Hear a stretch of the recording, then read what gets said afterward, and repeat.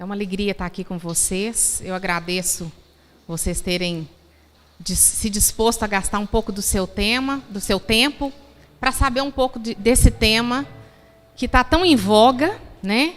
E que principalmente os senhores legisladores vão ser alvo de verdadeiros bombardeios com essa questão.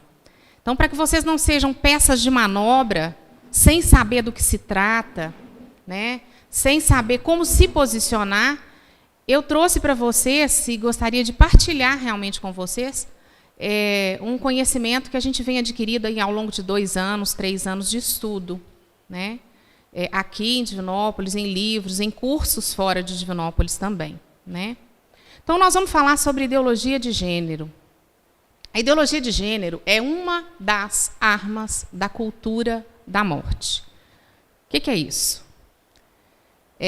Antes de falar da cultura da morte, vamos tentar estabelecer, mais ou menos, o que é uma ideologia. O que é uma ideologia? Uma ideologia é um corpo fechado de crenças sobre si mesmo, que pretende dar uma explicação de todas as coisas com um interesse em particular. Para isso, parte de uma ideia básica falsa, a partir da qual são feitos raciocínios lógicos. E, a partir disso, as pessoas aplicam essa ideologia até as últimas consequências. Um exemplo dessa ideologia é a ideologia nazista, ou nazi, né? Um dia o Adolf Hitler falou com a nação alemã: os alemães são um povo, uma raça superior. E eles dormiram com aquilo. Será que o Adolf Hitler, será que o Hitler tem razão? Vamos pensar. Na música, nós temos Brahms, temos Beethoven, né? Realmente, são os melhores. Na filosofia, nós temos Kant, nós temos Hegel. O tio Adolfo tem razão. Nós somos, os alemães, a raça superior. A partir dessa premissa, que tem lógica, mas é falsa, né? Não é porque tem os melhores na música, ou na arquitetura, ou na filosofia, que são uma raça superior. Essa premissa falsa, os alemães são uma raça superior, se desenvolve uma série de raciocínios e de atitudes e de comportamentos que vão justificar tudo mais. Então, isso justifica que as outras raças são inferiores, vão ser tratadas como inferiores, tem umas mais do que as outras, dentre elas as mais inferiores, por eles considerados, foram os judeus. Isso justifica que os judeus sejam colocados em guetos e sejam retirados dos guetos, colocados em campos de concentração e sejam exterminados. Então, isso é só um exemplo para vocês terem uma ideia. O que é uma ideologia e o que ela pode gerar, justificando, né? Você leva todo um povo a acreditar numa premissa falsa. Pode mudar. Então, vamos começar falando um pouco dessa cultura da morte, porque a ideologia de gênero é mais uma tática, é mais uma estratégia. Imaginem um soldado de batalha com vários braços. A ideologia de gênero é um desses braços, né? Um outro braço é o aborto, a pedofilia, suicídio assistido, né? Tem países no mundo que já está assim: eu resolvi que eu quero suicidar. Eu não sou nova, mas também não sou velha, mas eu estou desencantada com a vida, resolvo que eu vou suicidar e vocês são meus amigos, vocês vão me assistir, né? Vão ficar lá do meu lado, segurar na minha mãozinha para eu injetar uma injeção de estricnina, alguma coisa assim. Então, essa cultura da morte, gente, ela começa por dizer que nós não podemos condenar nada, que não há verdade, que não há certo ou errado. E para vocês políticos, isso não é politicamente correto. Querem amarrar a boca de vocês, políticos, é dizer para vocês: não fale isso porque isso não é politicamente correto. A cultura da morte ensina isso. Então, vocês imaginem a seguinte situação. Quem aqui tem filhos? Imaginem que vocês vão passar o fim de semana fora de casa e deixam o filho adolescente, 14, 15 anos, passar o fim de semana sozinho em casa. E quando vocês chegam, tem sapato na geladeira, cabide na pia, lençol na privada. Os bichos estão todos dentro de casa, a janela ficou aberta, choveu, molhou tudo. É possível, diante dessa situação, vocês simplesmente dizerem assim: vamos dialogar sobre limpeza? Ou então, vamos aprender a conviver com esse jeito alternativo do nosso filho de viver? É preciso o quê, gente? É preciso contemplar a verdade. né? Isso aqui tem cabide, tem cueca, tem papel higiênico, mas isso aqui é a cozinha. Esse cômodo aqui tem gato, cachorro, papagaio, os porcos estão aqui dentro, tem lençol, tapete, colchão, travesseiro, mas isso aqui é a sala. A partir dessa contemplação da verdade, vocês vão fazer o quê? Limpar, né? E organizar. Vamos novamente organizar cada cômodo. Então, é preciso, diante de certas situações, que a gente saiba contemplar a verdade e corrigir o erro. Da mesma forma, na economia, estamos com juros galopantes, inflação no teto, desemprego numa taxa absurda. Gente, não vamos falar de desemprego, não vamos falar de problemas da economia que dá azar. Vamos só falar de coisa boa. Vamos só falar de como é bom trabalhar. Isso vai resolver os problemas da economia? A força de falar de coisas boas, a economia vai se ajustar? Nós chegamos no médico e, infelizmente, Deus não permita, o diagnóstico é câncer. Ô, minha filha, força na peruca que vai dar tudo certo. Vou te passar umas vitaminas, vou te passar um complexo vitamínico, vou te passar um anti-inflamatório, um antibiótico. E vai dar certo. Dá certo. Ou se você tem uma doença grave, você tem que enfrentar. Se o câncer é agressivo, o tratamento tem que ser agressivo. Então, da mesma forma, na vida, né, com a questão da cultura da morte, nós precisamos começar a pontuar as coisas, né? O que não está certo, o que está errado, e colocar as coisas em ordem, né? Podemos ir. Nós precisamos entender que nós estamos numa guerra ideológica contra a cultura da morte. O que prevê essa cultura da morte? Aborto, ideologia de gênero, pedofilia, suicídio assistido. O ser humano está cada vez mais descartável, né? À medida que a gente ficar velho, taca num asilo. Se está doente, vamos apoiar a eutanásia, o suicídio assistido, para a gente ficar livre dessas pessoas velhas, deficientes, doentes. Vamos abortar crianças que têm microcefalia, anencefalia, porque nós não queremos deixar que nasçam pessoas com deficiência, né? Vamos fazer como Hitler, vamos criar uma nova raça pura. Nós estamos numa guerra, e numa guerra a inteligência é essencial. Por isso que vocês precisam conhecer o assunto. Precisam saber do que se trata, conhecer a fundo para saber se posicionar e como agir. Por isso, nós precisamos estudar e ser bem informados para não sucumbir às falácias, que são mentiras com aparência de verdade, né? Podemos ir. Qual o objetivo da cultura da morte? O objetivo da cultura da morte não é proteger a mulher, defender o direito sexual da mulher de fazer o que ela quiser com o corpo dela, defender homossexuais, não é nada disso. Proteger crianças, emancipar quem quer que seja. O objetivo é o controle populacional. E eu vou mostrar para vocês que não fui eu que cheguei a essa conclusão, isso está demonstrado em relatórios de fundações internacionais. Eu vou dar um histórico rápido da implantação da cultura da morte e da ideologia de gênero. Nós vamos pensar, tem ali as fundações internacionais, o Conselho Populacional, Kingsley Davis, Adrienne Germain e as feministas marxistas, colonização da ONU, empoderamento dos países para a implantação do aborto no mundo, ideologia de gênero como ferramenta da sociologia e o trabalho dos marxistas.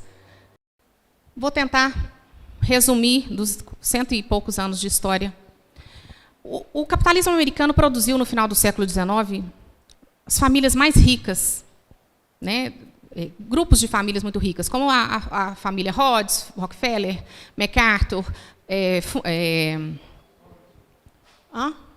Ford, a Ford também. Essas fundações começaram com ações beneméritas, né? Vamos investir na educação, na saúde, vamos ajudar outras famílias. Então, nos Estados Unidos, por exemplo, construíam escolas, a Fundação Rockefeller, né? Hospitais, investiam em educação para as crianças, na alfabetização, né? Só que vieram as guerras. Veio a Primeira Grande Guerra, destruiu tudo. Poucos anos depois veio a Segunda Grande Guerra, destrói de novo. E essas fundações, então, chegaram à conclusão de que não adianta estar fazendo essas ações beneméritas, tentando ajudar outras famílias, para as guerras virem e destruírem tudo. Eu estou sempre começando de novo, tem que construir hospital de novo, constrói a escola outra vez, começa de novo a investir na agricultura, indústria, isso e aquilo, enfim. Nós precisamos conseguir a paz mundial. Nós temos que acabar com as guerras. Como é que nós vamos fazer isso? Para acabar com as guerras, nós temos que criar a paz mundial. Para conseguir a paz mundial, nós precisamos do controle populacional e de um governo mundial. Aí tem gente que vai dizer assim, teoria da conspiração, governo mundial, né? Nova ordem mundial. Não, gente, tem teoria da conspiração. Não, isso não é novo na humanidade, não. Né? O Império Bizantino quis dominar o mundo, o Império Romano quis, Hitler quis, Júlio César quis. Isso não é novo. Né? É, de novo, a velha história do governo mundial. Então, as fundações resolveram, se uniram, descobriram, por exemplo, a Rockefeller descobriu que a Fundação Rhodes já trabalhava desde o século XIX pelo estabelecimento de um governo mundial, só que sob a coroa britânica. Porque a Fundação Rhodes é britânica e se iniciou no século XIX, foi fundada no século XIX, quando a coroa britânica era uma grande potência. A partir do século XX, essa Rhodes mesmo já trabalhava para o estabelecimento de um governo mundial sob a Liga das Nações e depois da Segunda Grande Guerra sob a ONU, né, sob o comando da ONU. Então, se uniram, em 1952, fundaram o Conselho Populacional com 27 membros de diversas especialidades. Tá? E esse Conselho Populacional começou, então, a investir em pesquisas. Imaginem os melhores cientistas do mundo recrutados para pesquisas na área da psiquiatria, da genética e da sociologia. Na psiquiatria, porque se você começa a distribuir calmante, o povo fica calminho, né? Bota calmante também nas lavouras, nos rios, o povo fica todo manso. Né? Na genética, porque se a gente descobre qual que é o gene da guerra, o gene bélico, investimos em mutação genética e vamos criar uma nova geração mais cordata, mais mansa, mais doce. Né? E na sociologia, porque a gente altera o comportamento das pessoas. Né? Vamos fazer com que as pessoas ouçam as mesmas músicas, vejam os mesmos filmes, assistam os mesmos programas, todo mundo quer ter iPhone 6, todo mundo escuta funk, todo mundo quer ser igual a Barbie. Vamos massificar, né? Uma sociedade que diz para nós que nós somos livres. E nunca a humanidade foi tão massificada. Né? Então, esse Conselho Populacional investiu nessas pesquisas.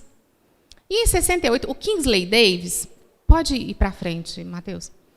O Kingsley Davis, esse senhor simpático aí, ele integrou o Conselho Populacional em 52. Ele é autor do livro Human Society. É preciso mexer na estrutura da sociedade, alterando os usos e costumes. Em 1968, ele publicou um artigo, Políticas Populacionais, os programas atuais terão sucesso, né? No qual ele disse o seguinte, porque a partir do Conselho Populacional, da fundação do Conselho Populacional, com o objetivo, eles estabeleceram, o Conselho Populacional, 4 objetivos fundamentais. Abolir a soberania mundial, estabelecer um governo mundial forte, contra o qual ninguém possa se opor. É óbvio que, para ter um governo mundial forte, você tem que abolir a soberania das nações. Isso é claro. Né? O controle do comportamento humano pela via sociológica. Né? Vamos fazer todo mundo pensar igual, sentir igual, querer igual. E se você pensa diferente, você é o problema. Vamos estabelecer uma ditadura do pensamento que ninguém pode pensar diferente do que a gente estabelecer que é o correto. E controlar o crescimento populacional. Aí eles começaram a fazer o quê? Com esses objetivos, eles começaram a investir em financiar a indústria dos contraceptivos, clínicas de esterilização, clínicas de aborto. Vamos financiar o aborto no mundo inteiro. Onde a gente não consegue financiar, a gente não consegue. Vamos legalizar o aborto no mundo inteiro. Onde não consegue legalizar, a gente financia o aborto ilegal. Financia o aborto ilegal sem preocupação nenhuma com a segurança das mulheres, porque não é esse o objetivo. Deixa morrer um monte de mulher nessas clínicas clandestinas, pega esses dados, joga na mídia, joga para você, legislador, e diz, você tem que legalizar o aborto, porque tem muita mulher morrendo nas clínicas clandestinas. O que vocês não sabem é que são os mesmos que financiam o aborto ilegal é que estão querendo legalizar o aborto. Eles financiam o ilegal para conseguir sensibilizá-los para legalizar o aborto. Então, começaram a investir. O Conselho Populacional começou a desenvolver políticas nesse sentido. Vamos investir no financiamento de contraceptivos, aborto, clínicas de esterilização, enfim. Mas, em 68, o Kingsley Davis falou assim, pode parar, que não adianta nada disso.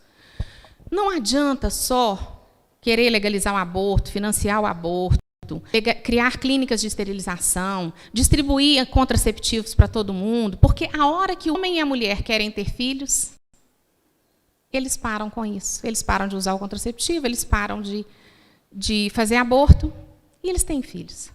Então, o que nós temos que fazer é outra coisa. Nós temos que alterar os usos e os costumes. Nós temos que mudar completamente, quebrar totalmente a ideia de que o homem foi feito para a mulher e a mulher foi feita para o homem. Essa complementariedade, nós temos que destruir isso. De forma que a mulher passe a odiar ser mãe, dona de casa, casada. Isso para ela tem que ser o fim. Já que não dá para cortar o seio, arrancar o útero com a mão, então vamos fazer de outra forma, né? A gente faz o seguinte, a mulher solteira, executiva, poderosa, ela está sempre linda, sempre cheirosa, magra, tipo Barbie. Ela fala 8 línguas, ela viaja o Brasil e o mundo. E a dona de casa, a mãe de família, a gente põe uma dona Florinda. E depois você pergunta para a mulher assim, qual que você quer ser? Então, nós temos que fazer isso. Só que ele não conseguiu convencer, né? O pessoal das fundações, ele falou, ele colocou, ele propôs, mas não convenceu. Vamos para frente. Foi essa mulher aí, Adrienne Germain, quem convenceu Rockefeller III de que era preciso parar de falar contra o crescimento populacional e investir no discurso feminista emancipador. Nós temos que emancipar a mulher da tirania da família, do casamento e da maternidade.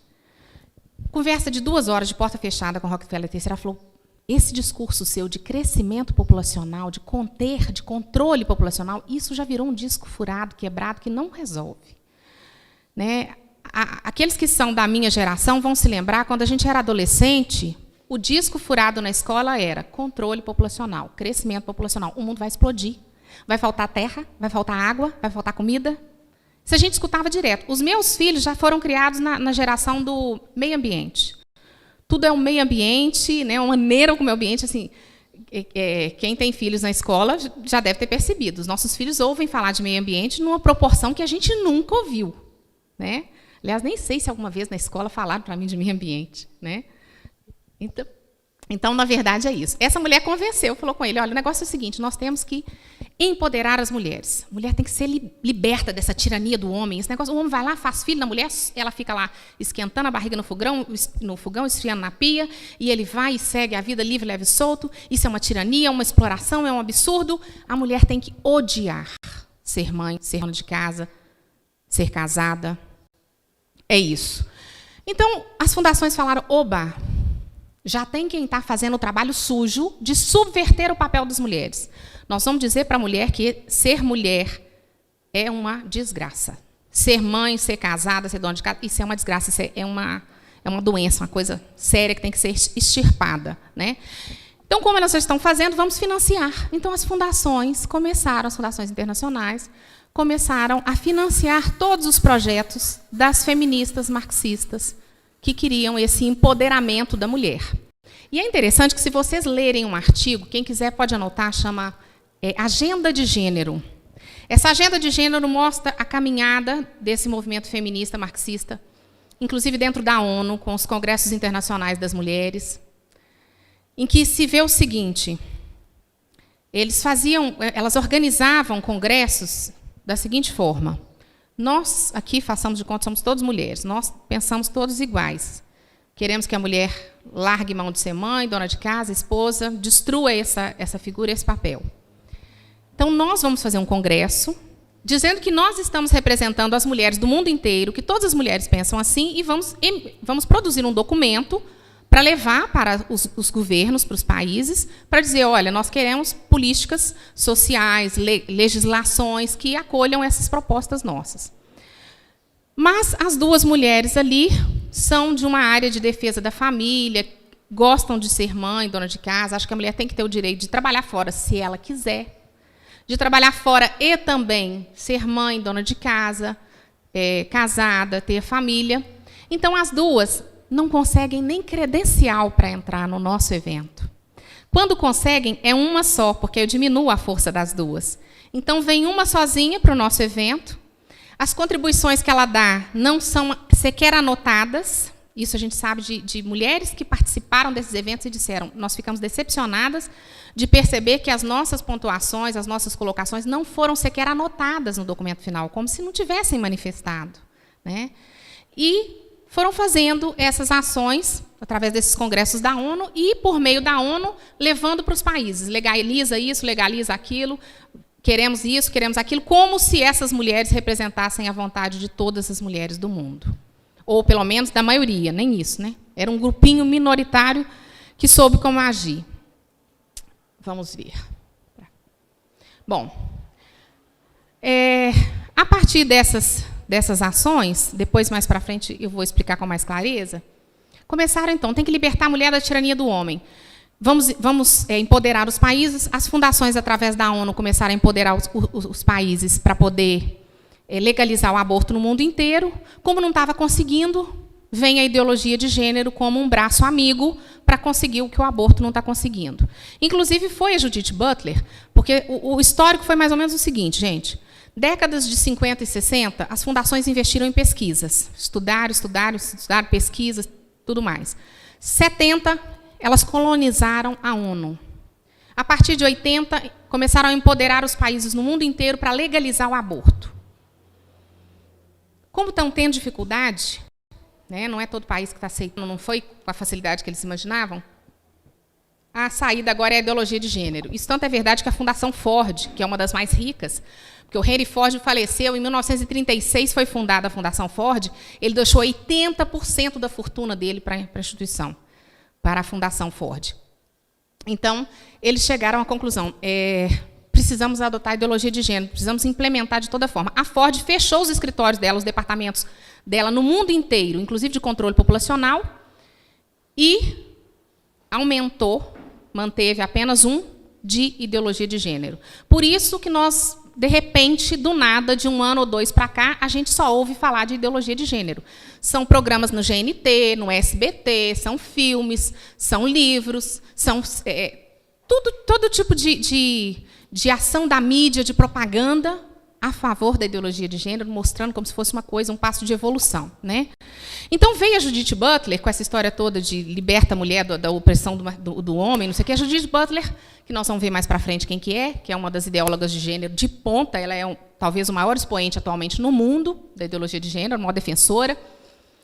Ela veio e falou, vocês não entenderam nada. Não tem que libertar a mulher da tirania do homem, tem que libertar a mulher de ser mulher, porque mulher não existe. Mulher foi uma coisa inventada pelo homem para dominar a mulher. E homem também não existe, é tudo papel. Você faz e desfaz do jeito que você quiser. Agora, batom vermelho, brinco, eu resolvi que eu sou homem. E quem são vocês para dizer que eu não sou? Daqui meia hora, eu mudei de ideia, eu estou me sentindo profundamente mulher. De tarde, eu estou me sentindo uma árvore. À noite, eu sou um cavalo preso num corpo humano. São todos gêneros reconhecidos já internacionalmente. Então, temos que libertar a mulher de ser mulher, o homem de ser homem, porque isso não é nada, isso é papel. Você faz e desfaz, muda do jeito que você quiser. Mas como é que isso começou? Uma das ideólogas de gênero de gerações anteriores é essa simpática moça, Shulamit Firestone, que escreveu o livro A Dialética dos Sexos. E, nesse livro, ela dá o passo a passo para a destruição da família. Né? Que não é coisa nova também, não, gente. Karl Marx já falava lá que a família é a primeira opressão de classes, o homem contra a mulher é a primeira propriedade do homem. Os dois se casam, aí tem que ter propriedade particular para sustentar a família. Quer dizer, se você não destruir a família, você não destrói a propriedade particular. Só que o Marx falou muito mais do que isso, o pessoal não entendeu. Foram as feministas que foram mais longe com a teoria dele e chegaram a tudo que ele colocou nos livros, inclusive o livro dele, né, que ficou muito famoso, mas foi publicado pelo Engels, discípulo dele, pós-morte, né? Houve a publicação, e o Engels é que fala que ele está publicando uma obra do mestre, né, do Marx. Por isso que a gente sabe que, na verdade, o autor foi o Marx. Então, essa Shulamit Firestone, ela dá o passo a passo para a destruição da família. Aí, agora, vocês vão ver o que é nu e cru a proposta da ideologia de gênero. Como funciona na prática. Eu vou ler, nos próximos 4 slides, a tradução do livro dela. É ipsis literis, o que está no livro. Podemos passar. Eis algumas sugestões do sistema alternativo. A libertação das mulheres da tirania da sua biologia reprodutiva por todos os meios disponíveis e a ampliação da função reprodutiva e educativa a toda a sociedade globalmente considerada. Prestem bem atenção, libertação das mulheres da tirania da sua biologia reprodutiva. Eu poder ser mãe é uma tirania. Estamos falando de uma mudança radical. Libertar as mulheres da sua biologia significa ameaçar a família, que é uma sociedade, uma unidade social organizada em torno da reprodução biológica e da sujeição das mulheres ao seu destino biológico.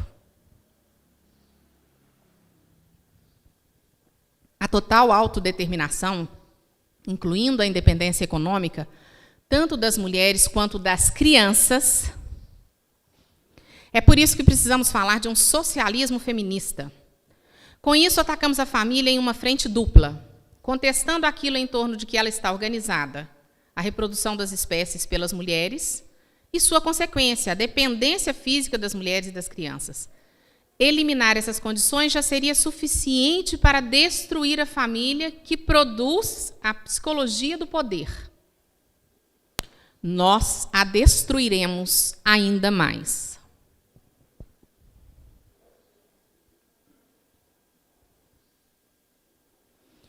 A total integração das mulheres e das crianças em todos os níveis da sociedade, todas aquelas instituições que segregam os sexos ou separam as crianças da sociedade adulta, por exemplo, a escola elementar, devem ser destruídas. Abaixo a escola. E se as distinções, prestem bem atenção nisso, e se as distinções culturais entre homens e mulheres e entre adultos e crianças forem destruídas, nós não precisaremos mais da repressão sexual que mantém essas classes diferenciadas, sendo pela primeira vez possível a liberdade sexual natural. Prestem atenção. E se forem... Peraí, volta. E se as distinções culturais entre homens e mulheres e entre adultos e crianças, ou seja, para a ideologia de gênero, não existe diferença entre adulto e criança e não existe diferença entre homem e mulher. É onde os pedófilos pegam carona, gente.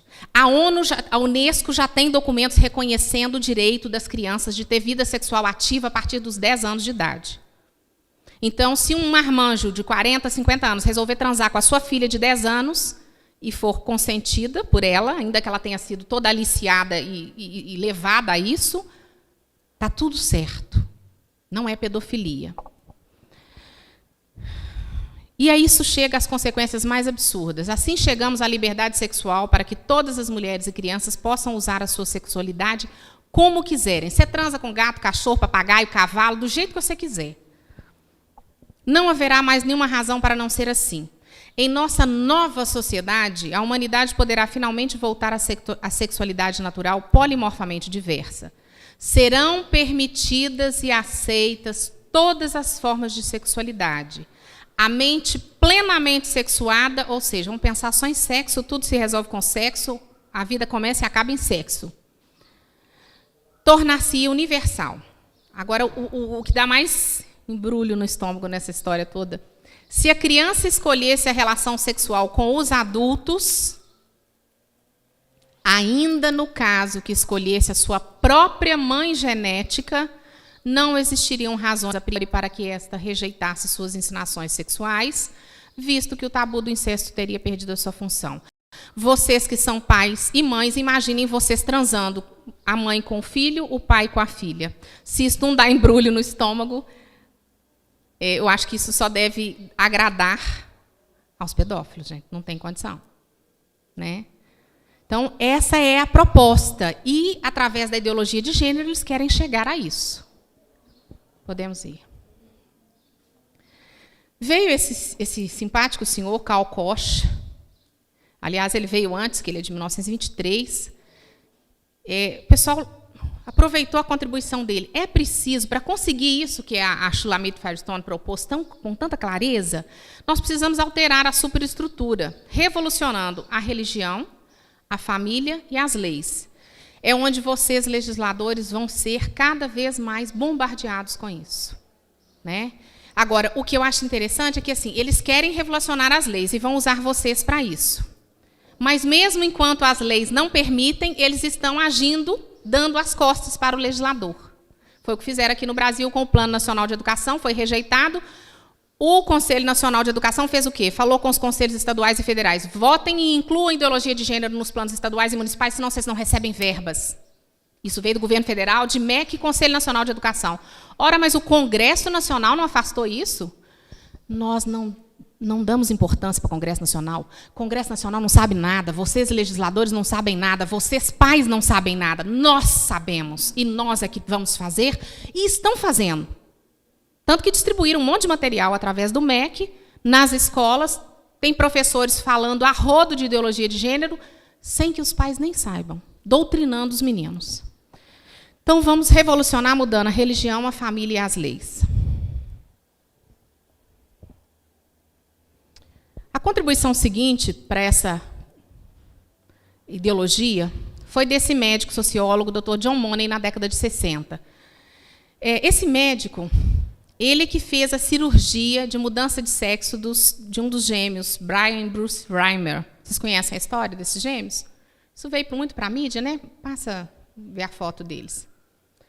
O Bruce virou Brenda e depois quis voltar a ser Bruce. O que aconteceu? Esses meninos, pequenos ainda, meses, foram fazer... como é que chama aquela cirurgia do prepúcio? Fimose. É como se fosse uma circuncisão, na verdade. Eu não sei se eles eram judeus, os pais eram canadenses.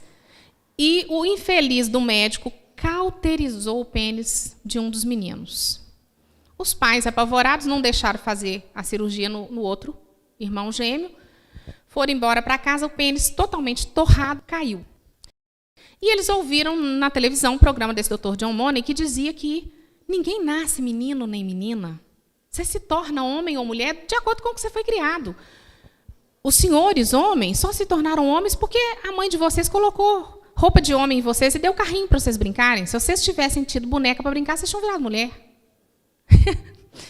É uma coisa assim, essa é a história. Então, ele falou que ele tinha provas científicas disso, e esse casal procurou, ele propôs para eles, né, o que era a situação. Vamos, então, fazer uma vagina artificial, né, na Brenda, muda de nome, rebatiza, aquela coisa toda, e a gente cria como menina, vocês nunca contem para ele que nasceu menino, cria como menina. Põe vestidinho e tal. Muitos anos passados, e esse médico ele foi tão desonesto, olha como é que eles agem. Nós todos aqui nos lembramos da época de escola, se você vai fazer a questão da hipótese, tese, lei. Para uma coisa virar uma tese, tem que ter nas hipóteses sempre o mesmo resultado, não é isso? Tem que ter uma amostragem de, sei lá, inúmeras experimentos, obrigada, isso mesmo. Inúmeros experimentos que deem o mesmo resultado para eu dizer que aquilo ali é formular uma tese e depois uma lei, né? Como? Para validação, exatamente. Eu não posso pegar um único experimento e dizer que aquilo ali me autoriza a formular uma tese ou uma lei, né?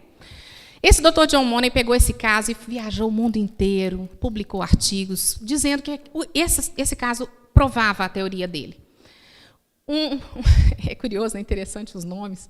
Um médico, muitos anos depois, levantou a história toda dessa família. Doutor, eu não sei se é Marcos ou John Colapinto, o sobrenome do sujeito. O que aconteceu?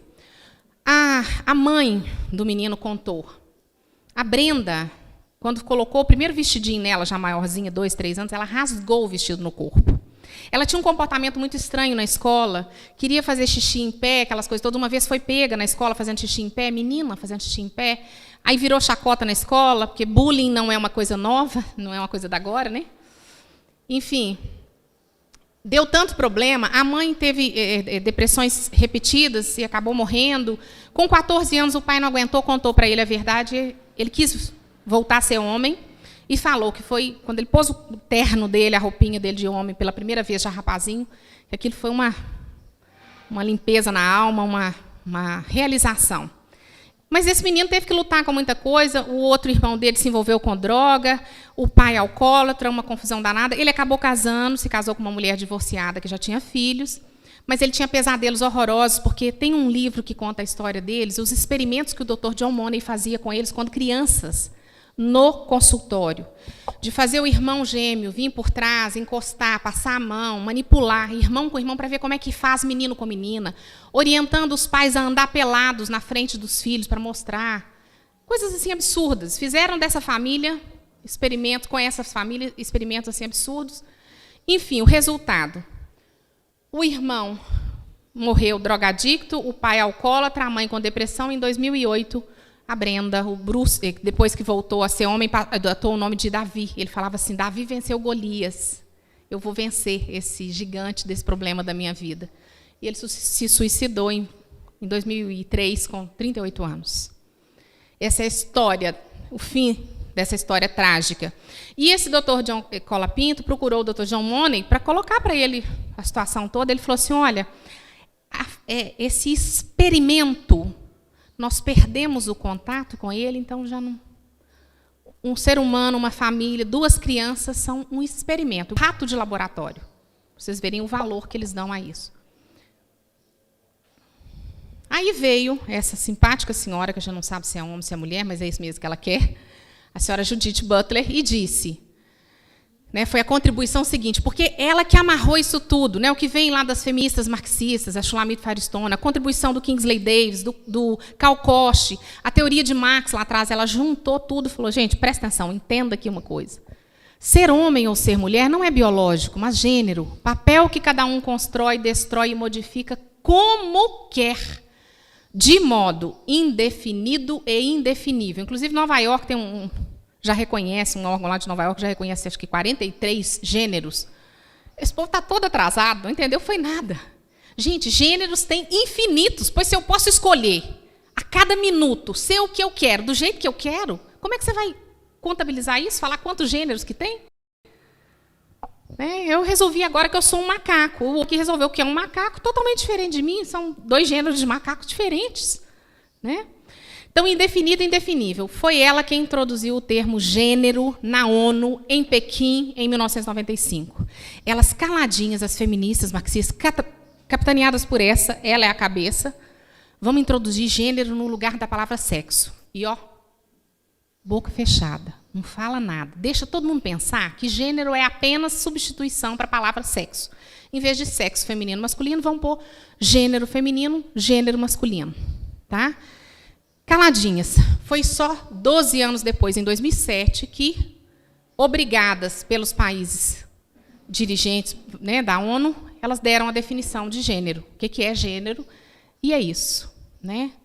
É papel que cada um constrói e destrói como quer. Então, eu agora sou mulher, daqui meia hora eu sou homem, daqui 2 horas eu sou um ser assexuado, de tarde eu sou uma árvore e à noite eu sou um cavalo preso num corpo humano. Né? Bom, quais são as consequências da ideologia de gênero nos países em que ela já foi acolhida? Em que a legislação acolheu, o povo aceitou calado, não percebeu, não entendeu, não houve essa discussão toda que a gente está vendo no Brasil? Quais são os exemplos que a gente tem no mundo? O que anda acontecendo no mundo afora? Na Alemanha, pais são presos porque os filhos não querem assistir às aulas de orientação sexual segundo a ideologia de gênero. Quem aqui é cruzeirense? Senhor, perdoai-lhes, eles não sabem o que fazem. Em nome da ideologia de gênero, da agora para frente é o seguinte, vão ser todos educados na teoria do galo. O galo é o time. O Cruzeiro não é time. E se você falar alguma coisa contra o galo, você é galofóbico, vai ser preso. Não pode nem pensar, porque se você pensar, escorrega, fala alguma coisa, né? É uma ditadura do pensamento e uma ditadura legal. Na Alemanha, esse casal, ele foi preso, ficou 45 dias preso, ela estava amamentando essa garotinha, quando a notícia saiu no ano passado, e estavam esperando ela desmamar a criança para ser presa, porque a filha de 6 anos não quis assistir a aula de educação sexual na linha de ideologia de gênero. Por quê? Porque nessas aulas é ensinado para as crianças, aqui só tem adultos, né? Eu posso falar. Sexo oral, sexo anal, sexo grupal, sexo entre 2 homens, sexo entre 2 mulheres, sexo entre um homem e um animal, uma mulher e um animal. Isso é falado, mostrado, fotos para crianças de 6 anos.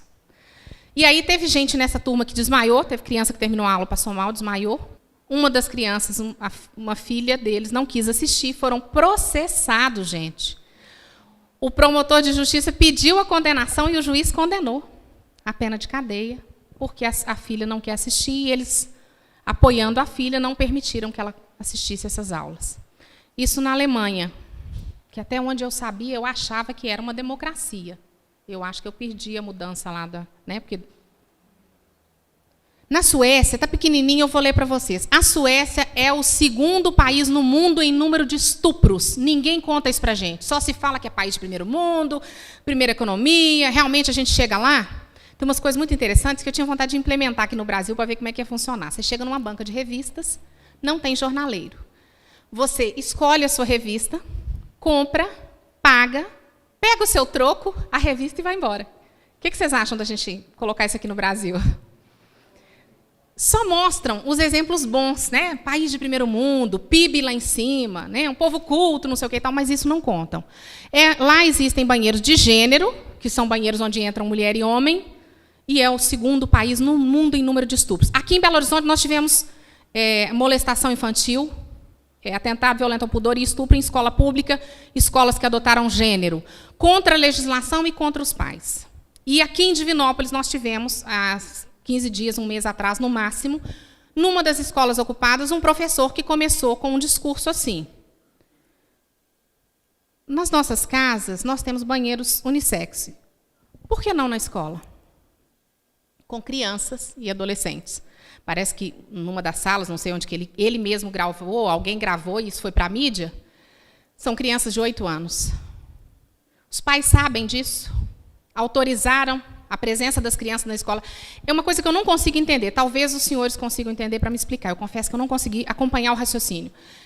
A fala é de que as escolas foram invadidas porque os alunos são contra a PEC. E aí durante a invasão, os professores doutrinam os alunos na ideologia de gênero? Eu não consegui compreender. Porque você conversa com a grande maioria dos alunos, principalmente ensino fundamental 1 e 2, ensino médio eles já sabem um pouco mais. Mas ensino fundamental 1 e 2, que seria o antigo grupo nosso, e os primeiros 4 anos do ginásio, antigamente, você conversa com essas crianças e adolescentes, eles não sabem absolutamente nada sobre a PEC. E, no entanto, as escolas foram tomadas com o argumento de que os alunos são contra a PEC. E aí os professores vão aproveitar esses alunos na escola, em horário de aula, sem aula, e contra a lei, contra a autorização, sem autorização dos pais, vamos doutrinar na ideologia de gênero. E, gente, você começa com um argumento desse com uma criança de 8 anos, o que a criança vai responder? É mesmo, lá em casa tem banheiro que entra. Meu pai e minha mãe, o banheiro é o mesmo, do meu pai, da minha mãe, meu, da minha irmã. Por que não na escola? A criança não tem ainda condição de raciocinar e dizer, mas espera aí, amigo, a casa é igualzinha à escola? Na escola a gente só convive com parentes, familiares, pessoas próximas, íntimas. Além do mais, no banheiro de casa normalmente entra um de cada vez, né, gente? No banheiro da escola entram vários ao mesmo tempo.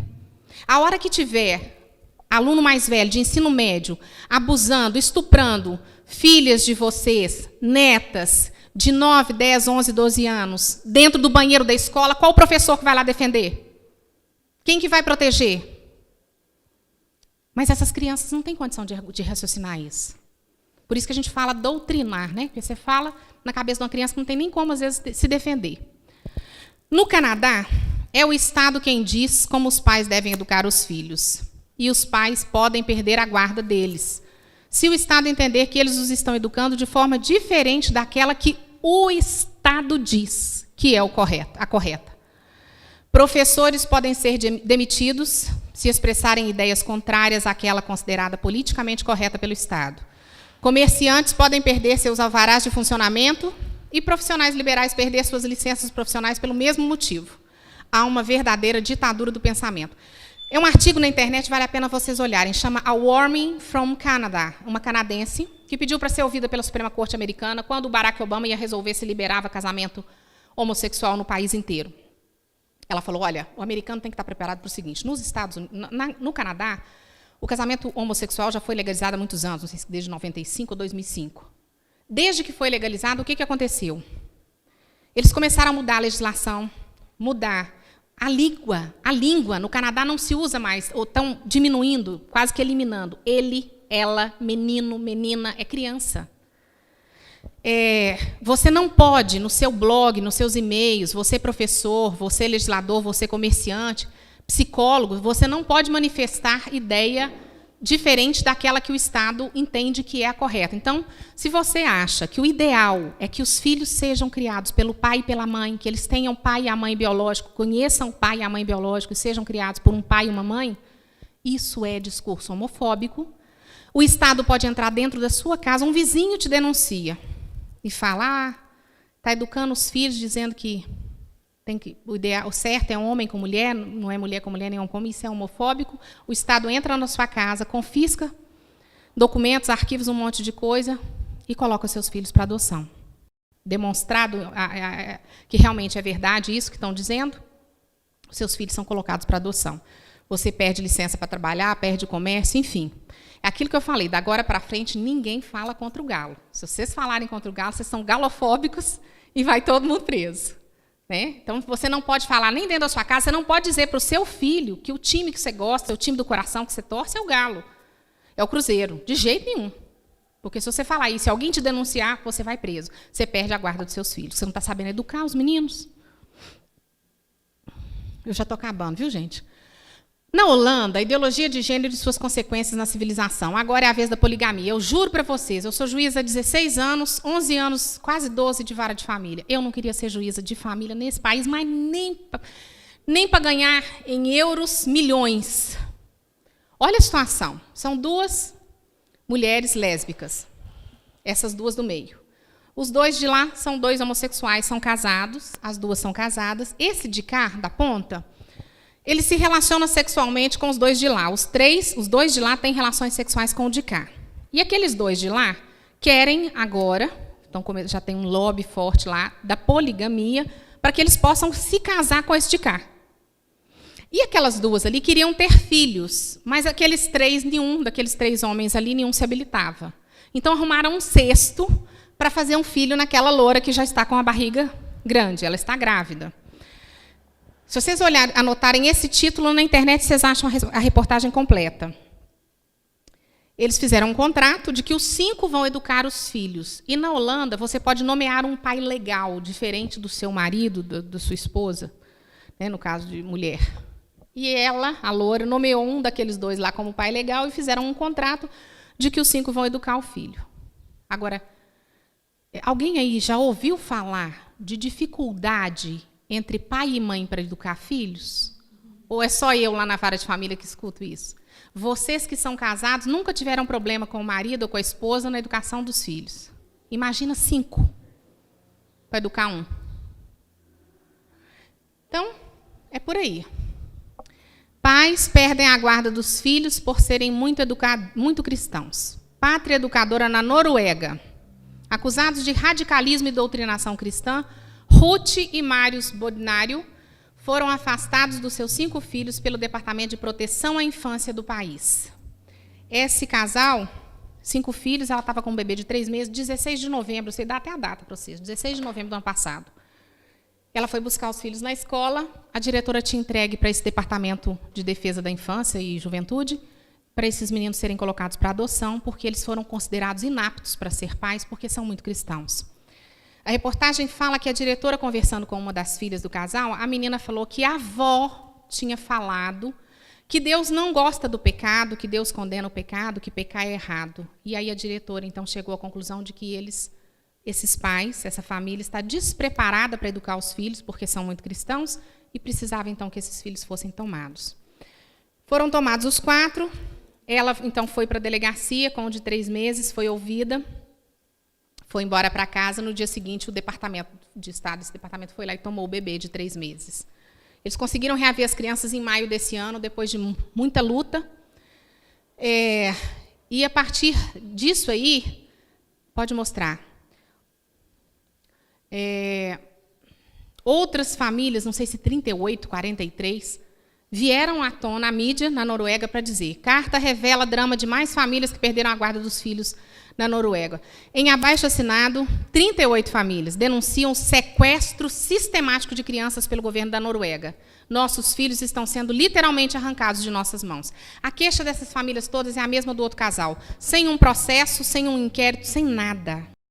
Simplesmente denunciam que você é muito cristão, você é homofóbico, você pode ser até ateu, mas se você falar um A contra o que eles entenderem que é homofóbico, o que é qualquer coisa fóbico, você vai buscar seus filhos na escola e eles não estão lá, foram entregues para um departamento de Estado para serem colocados para adoção, sem que você tenha sido processado antes, sem nada. E esses pais dizem: nós somos tratados piores do que os pais que espancam, que batem, que abandonam, que abusam sexualmente dos filhos, que usam droga na frente dos filhos. É o que está acontecendo na Noruega, país de primeiro mundo. Depois nós vamos ver um documentário que foi feito lá, muito interessante. Pode ir para frente. A ideologia de gênero eleva em 1000% o número de crianças em tratamento no Reino Unido. O Reino Unido já adotou as crianças na escola recebendo toda essa doutrinação de ideologia de gênero. O resultado está aí. 1000%, gente. Não é 10, não é 20, não é 100. 1000% de aumento da depressão nas crianças. Tratamento de depressão, mais especificamente, no Reino Unido. Esse documentário é fantástico. Vocês deviam depois assistir. São 38 minutos, 40 minutos de documentário, mas ele é fantástico. Primeiro que vocês dão umas boas risadas, porque esse cara é humorista na Noruega. Ele é jornalista, é humorista. Tanto que, quando ele começa esse documentário, o pessoal acha que é palhaçada, tem uns que querem fugir dele no shopping, então é muito interessante. Programa de TV denuncia a falsidade da teoria e obriga o Conselho Nórdico de Ministros a cortar fundos para as pesquisas de gênero. O que esse cara fez? Ele foi em 2 ideólogos de gênero lá, eles falaram que não tem diferença nenhuma entre homem e mulher, ele ainda pergunta para um deles assim: mas a ciência não fala que o cérebro do homem é um pouco maior do que o da mulher? Bobagem, isso é coisa ultrapassada, você não está sabendo de nada, isso é coisa da ciência que já foi ultrapassado. Tá, então não tem diferença nenhuma, não tem diferença nenhuma. Ele pegou essa entrevista com esses teóricos do gênero, ideólogos de gênero, e levou para outros cientistas no mundo inteiro para ver o que eles falavam, o que eles achavam das afirmações, das supostas pesquisas desse departamento. E aí, o que ele descobriu?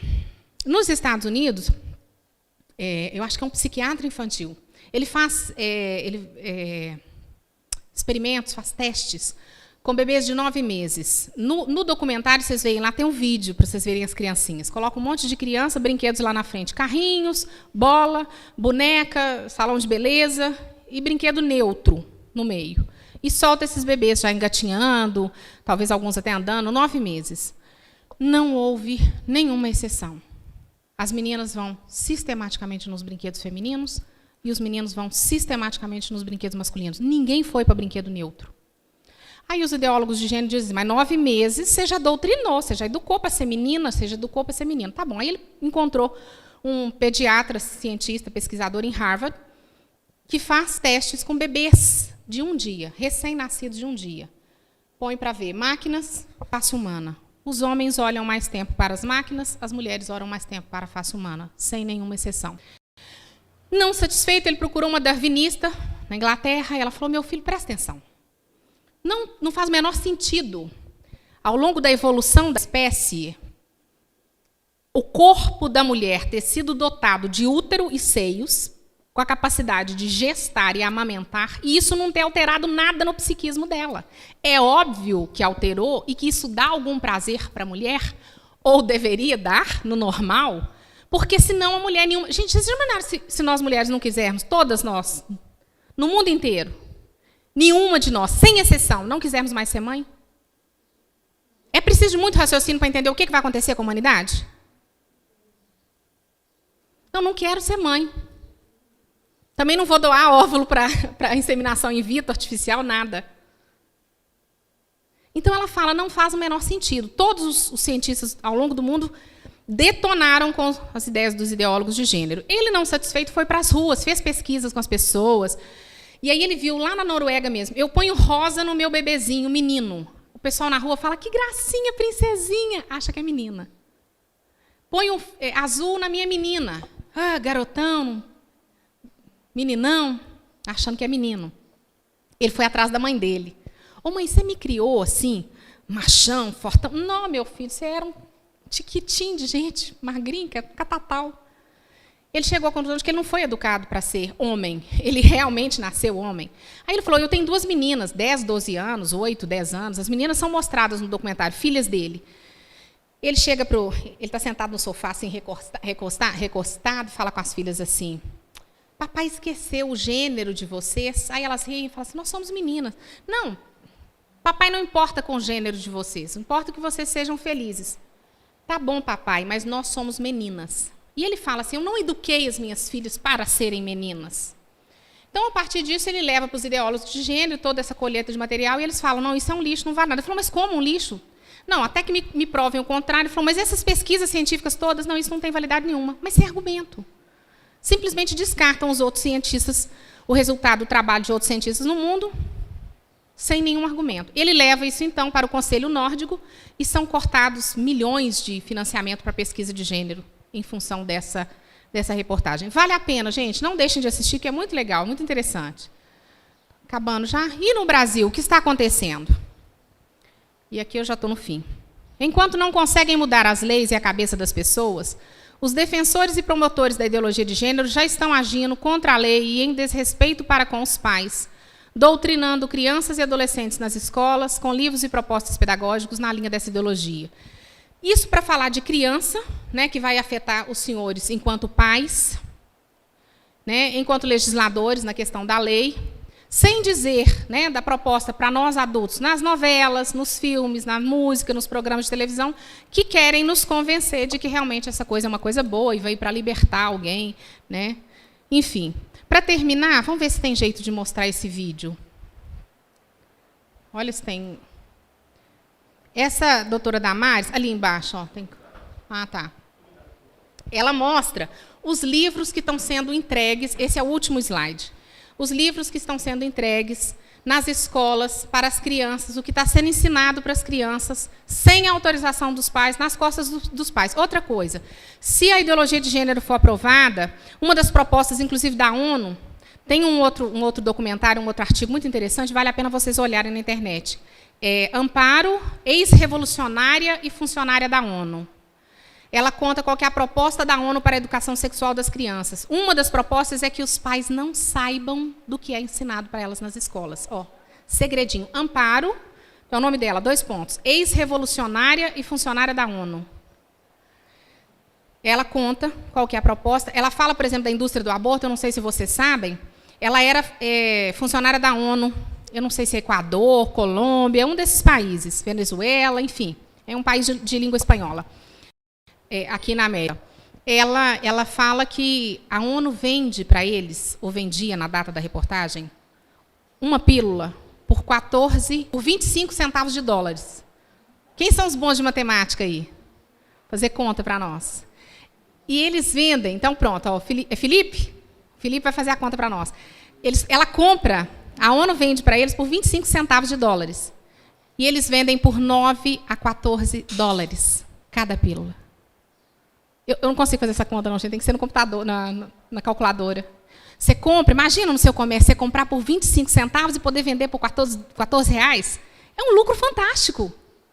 Aí, a gente solta a pílula nos meninos, a gente incentiva, essa Amparo explica isso muito bem no artigo dela, incentiva a promiscuidade sexual, a sexualidade precoce, e esses meninos vão ter relações sexuais a rodo, vão engravidar.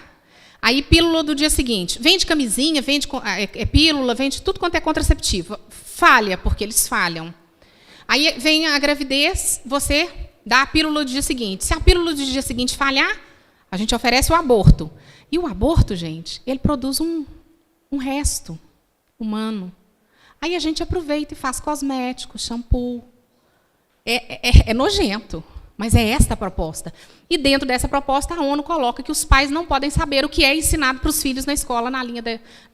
o nome, gente, bonito para a escola é educação sexual.